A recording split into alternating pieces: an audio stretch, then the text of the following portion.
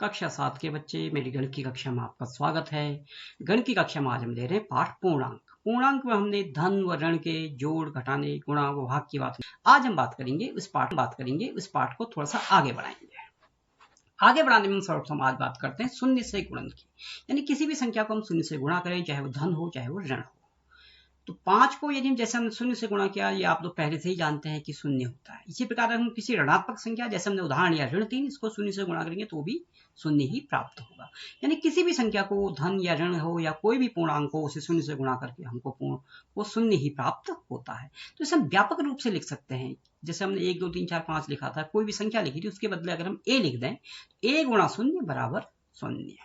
अब हम बात करेंगे गुणात्मक तत्समक की। गुणात्मक तत्समक क्या होता है कि हम कहते हैं कि कोई भी पूर्ण संख्या हो, चाहे धनात्मक हो और ऋणात्मक हो, उसके लिए एक गुणात्मक तत्समक होता है। यानी कि एक से गुणा करके वह संख्या हमें पुनः प्राप्त हो जाती है। जैसे हमने एक संख्या ली ऋण 5, ऋण 5 को एक से गुणा करेंगे तो ऋण 5 होगा, यानी वही संख्या पुनः प्राप्त हुई। एक संख्या हमने धनात्मक पूर्णांक लिया 6 गुणा 1, वो भी 6 ही होगा।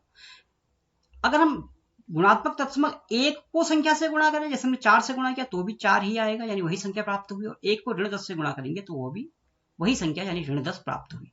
इसे हम व्यापक रूप में कह सकते हैं कि अगर कोई पूर्णांक ए है, उसको ए से गुणा करें, उसको 1 से गुणा करें या 1 को उस पूर्णांक से गुणा करें, हमें वही पूर्णांक या ए प्राप्त होता है। यानी ए गुणा 1 बराबर 1 गुणा ए बराबर ए।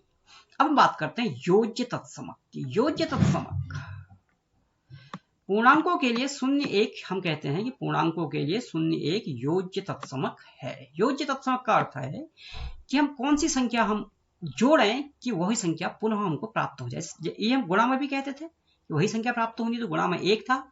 अब क्या जोड़ें कि वह संख्या पुनः प्राप्त हो, तो पूर्णांकों के लिए 0 1 योज्य तत्समक है।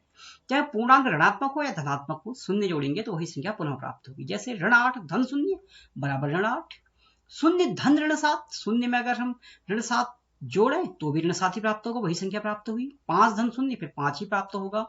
और 0 धन ऋण 9, यानी 0 को ऋण 9 में जोड़ें तो ऋण 9 ही प्राप्त होता है। यानी कि ऋण 8 5 ऋण 7 और 9 के लिए 0 ही एक योज्य तत्समक है। हम कह सकते हैं कि सभी पूर्णांकों के लिए 0 एक योज्य तत्समक होता है। अब हम बात करते हैं पूर्णांकों पर एक वितरण गुण की। वितरण गुण को समझना काफी आवश्यक है। ये आपके अंकगणित और बीजगणित दोनों में प्रयोग होगा। हमें जैसे वितरण गुण दिया गया है 10 गुणा 6 धन ऋण 2, इसका हमें वितरण करना है। कोष्ठक के अंदर है 6 धन ऋण 2 और ये 10 से गुणा हो रहा है। तो इस प्रकार इसका वितरण इस प्रकार करते हैं कि देखिए बीच का चिन्ह धन है, तो सर्वप्रथम 6 और 10 परस्पर गुणा होंगे, यानी 10 गुणा 6। फिर बीच का यह चिन्ह यहाँ जो धन है वो यहाँ पर आएगा। फिर पुनः इस 10 से यह ऋण 2 पुनः गुणा होगा। यानी हम कह सकते हैं कि कोष्ठक के बाहर की कोई संख्या अंदर की प्रत्येक संख्या से गुणा होती है। हम कहेंगे 10 गुणा 6 धन 10 गुणा ऋण 2। अब ये बाएं पक्ष और दाएं पक्ष कहेंगे, इसको हम सत्यापित करेंगे क्या यह सच है या नहीं है। तो बाएं पक्ष हमने लिया 10 गुणा 6 धन ऋण 2, 10 गुणा 6 धन ऋण 2, तो 6 धन ऋण 2 धन ऋण ऋण हो जाता है। तो हम लिखेंगे 10 गुणा 6 ऋण 2, 6 ऋण 2 4, यानी 10 गुणा 4 10 चक्को 40। अब हमने दाएं पक्ष को सत्यापित किया जो था 10 गुणा 6 धन 10 गुणा ऋण 2, 10 गुणा 6 60 ही और 10 गुणा ऋण 2। इस पर हमने पिछले वीडियो में बात की थी, धन और ऋण गुणा होते हैं तो ऋण आता है। तो 10 गुणा ऋण 2 ऋण 20। अब धन ऋण ऋण यानी 60 ऋण 20, 60 में से 20 घटाएंगे तो 40 प्राप्त होगा। हमने देखा कि बाएं पक्ष में भी 40 आया और दाहिने पक्ष में भी 40 आया, यानी कि हम कह सकते हैं कि दोनों संख्याएं समान हैं।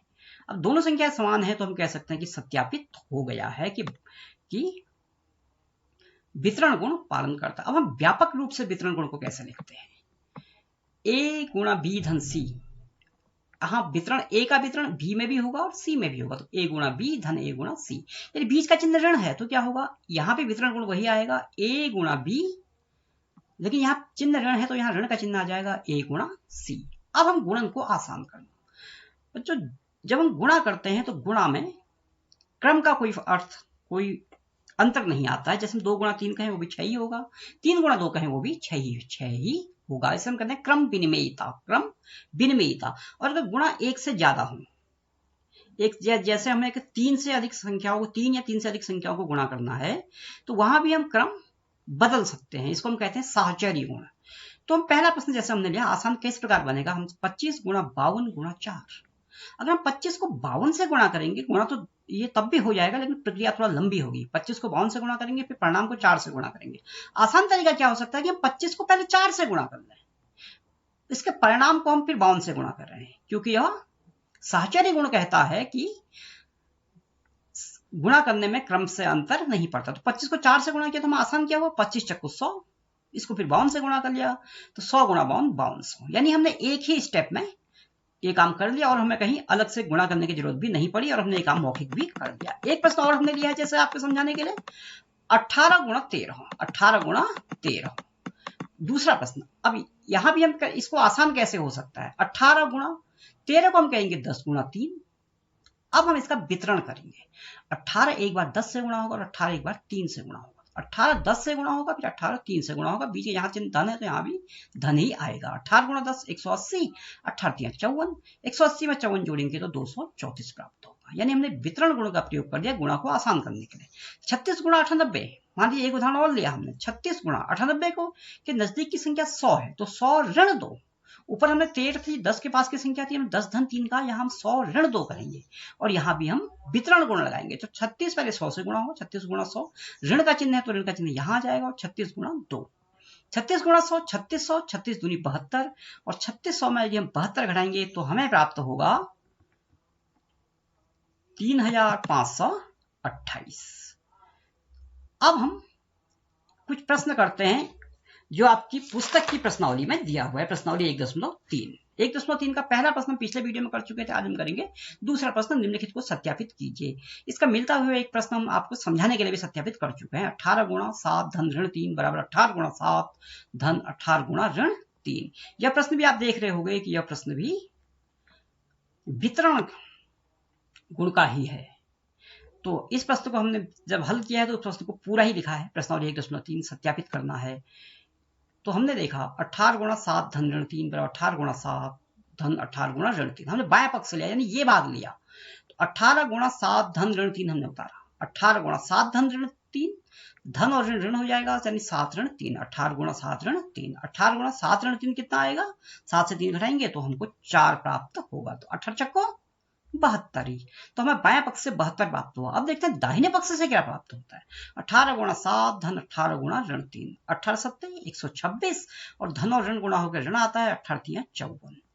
अब धन और ऋण पुनः ऋण हो जाएगा तो 126 ऋण 54, 126 में 54 घटाएंगे तो हमें 72 प्राप्त होगा। हमने देखा कि बायां पक्ष भी 72 है, दाहिना पक्ष भी 72 है, तो हम कह सकते हैं कि बायां पक्ष बराबर दायां पक्ष। इस प्रकार हम कह देंगे कि यह हमने सत्यापित कर दिया है। अब इसका दूसरा भाग, दूसरे का बी प्रश्नावली 1.3 ये आपके लिए छोड़ दिया गया है, प्रश्न संख्या 1 की तरह ही इसे आप स्वयं करेंगे। तो आज के लिए बस इतना ही। मेरा यह वीडियो देखने के लिए बहुत बहुत धन्यवाद।